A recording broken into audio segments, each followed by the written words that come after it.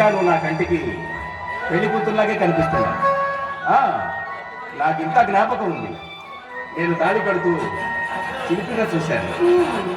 నువ్వు ముసిముసిగా నవ్వుకున్నావు. ఆ నవ్వు, అదే నవ్వు ఈనాటికి నీ కదముల మీద నుండి తొలగిపోలేదు. నీ జ్ఞాపక శక్తికి మెచ్చి ఇప్పుడు మేకతోలు కప్పమంటారా ఏంటి?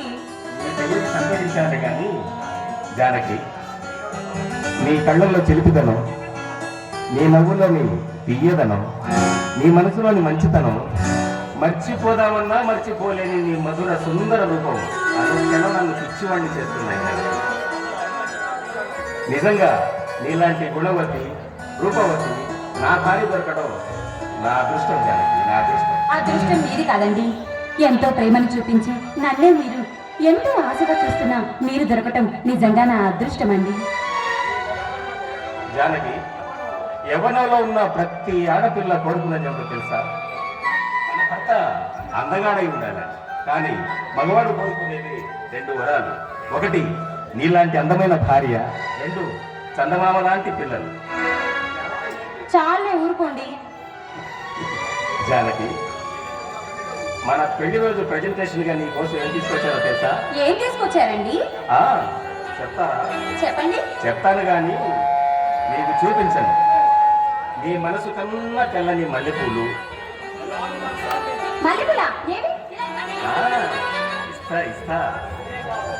అంతేకాదు, హంసలా కదిలేని నడుమును చుట్టి పయ్యదలోని పరువాన్ని, అసలైన నీ పరుశుధనాన్ని తప్పిపుచ్చే పిడుగురాళ్ల జీవిమాలు వారి కంచిపట్టు చీర కూడా తెచ్చారు.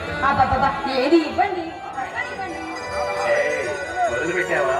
అందుకే వాళ్ళు అన్నారు, ఎవరు? చింతపల్లి మస్తాన్ గారు, చల్లగొండ శివయ్య గారు, గుత్తుకొండ ప్రభాకర్ గారు, చల్లగొండ ధర్మరాజు గారు ఏమన్నారో తెలుసా? ఏమన్నారు? చీరలన్నా నగలన్నా ఆడవాళ్లకు ఆరో ప్రాణం అని అన్నారు.